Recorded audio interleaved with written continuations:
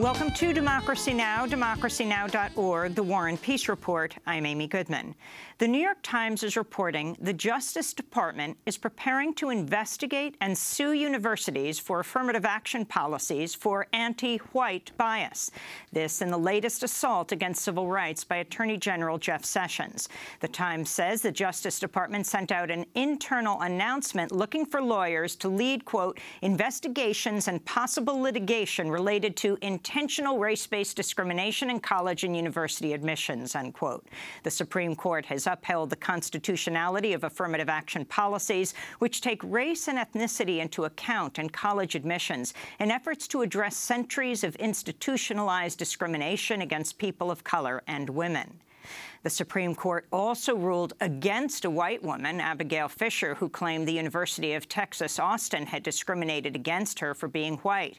The NAACP Legal Defense Fund promised to sue the administration if it attacks affirmative action policies, saying, quote, we'll bring the full force of the law if this Justice Department attempts to resegregate our institutions of higher learning, unquote. On Tuesday, the Senate confirmed longtime corporate lawyer Christopher Wray as the new FBI chief, nearly 3 months after President Trump fired the agency's previous director, James Comey. In an unprecedented move, 5 senators voted against Wray, the most votes against a nominee for FBI director in U.S. history. Before Tuesday, only 1 senator had ever voted against nominating an FBI director. Senator Rand Paul voted against former FBI director James Comey because Comey refused to rule out domestic surveillance using drones during his confirmation hearing in 2013. As FBI head, Christopher Wray will now lead the agency amidst the federal investigation into allegations of collusion between the Trump campaign and Russia. We'll have more on Christopher Wray's confirmation later in the broadcast. An explosive new lawsuit filed by a former Fox News contributor accuses Fox of working with the White House to peddle fake news about the murder of Seth Rich. Rich was an aide at the Democratic National Committee who was fatally shot in Washington, D.C. in July of 2016.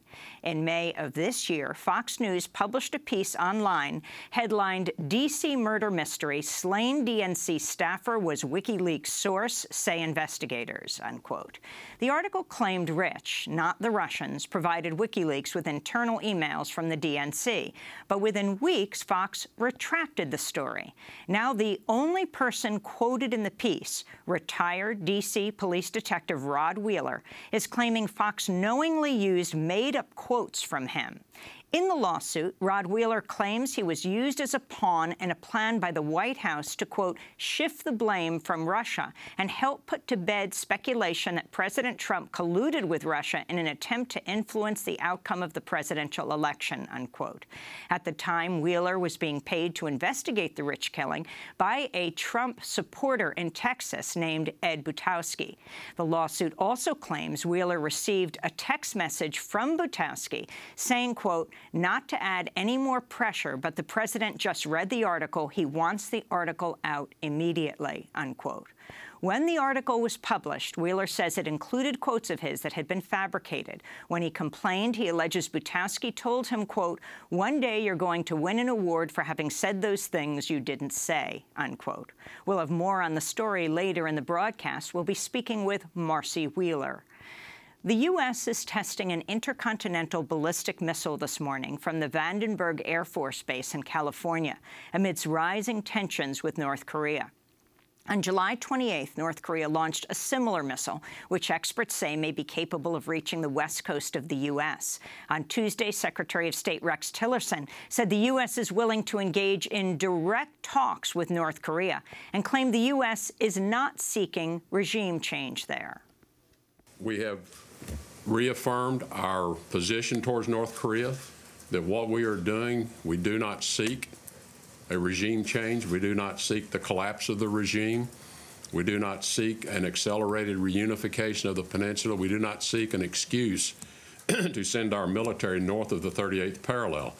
And we're trying to convey to the North Koreans, we are not your enemy. We're not your threat, but you are presenting an unacceptable threat to us, and we have to respond. Secretary of State Rex Tillerson is heading to Asia later this week, visiting Thailand, Malaysia, and the Philippines, where he'll participate in a regional security meeting about denuclearizing the Korean peninsula.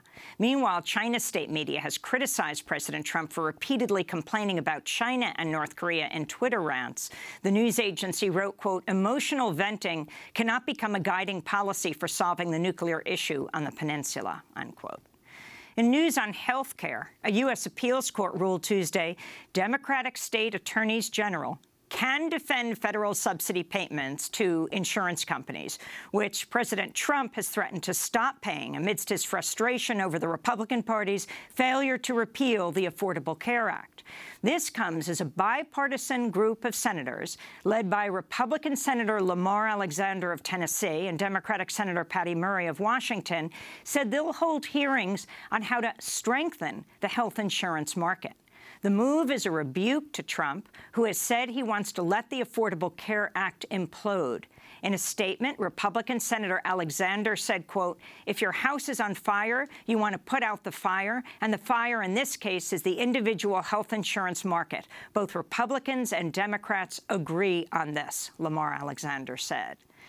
Following Republican senators' failure to pass a health care plan, lawmakers are now focusing on tax reform.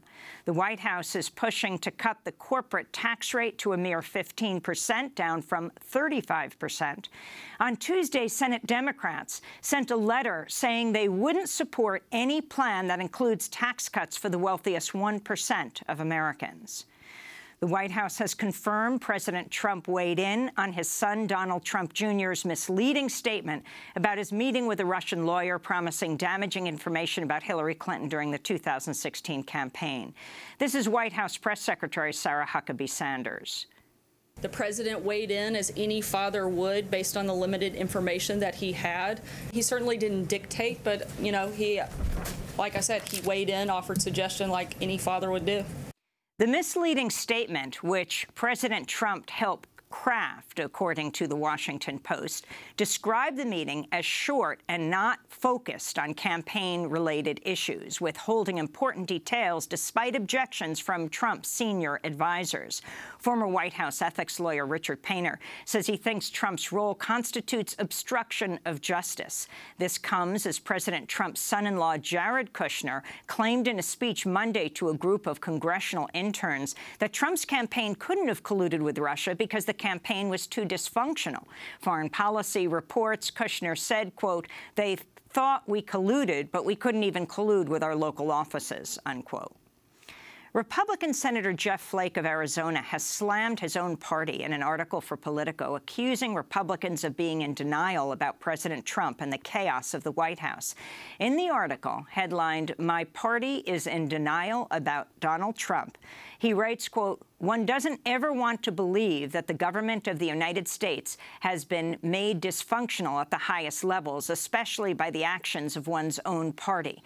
He also writes, "Too often we observe the unfolding drama along with the rest of the country passively, all but saying someone should do something without seeming to realize that that someone is us," the Republican senator from Arizona, Jeff Flake, wrote. The acting director of the Drug Enforcement Administration, Chuck Rosenberg, has condemned President Trump for endorsing police brutality during a speech to police officers in Brentwood, New York, last week.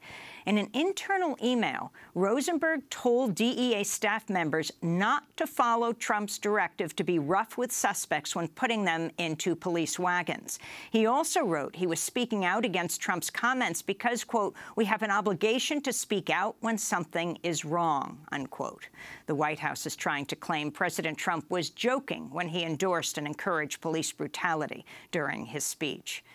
The Department of Homeland Security says it'll exempt itself from having to follow environmental rules while constructing Trump's promised wall on the Mexican border.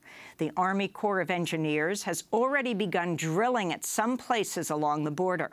Lawyers with the Center for Biological Diversity say the move to exempt the Department of Homeland Security from following environmental laws is unconstitutional. In more environmental news, a new report accuses the meat industry of polluting the waters of the Gulf of Mexico, Chesapeake Bay, and the Great Lakes with toxic chemicals from manure and fertilizing causing massive dead zones.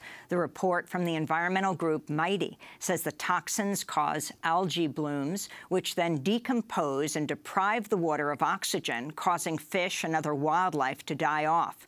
The National Oceanic and Atmospheric Administration, or NOAA, is expected to announce this week that more than 8,000 square miles in the Gulf of Mexico are a dead zone, an expanse of water about the size of New Jersey.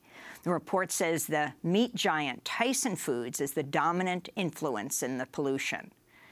In Afghanistan, a suicide bomb attack killed at least 29 people during evening prayers at a Shiite mosque in the western city of Herat on Tuesday. The Taliban has denied involvement in the attack.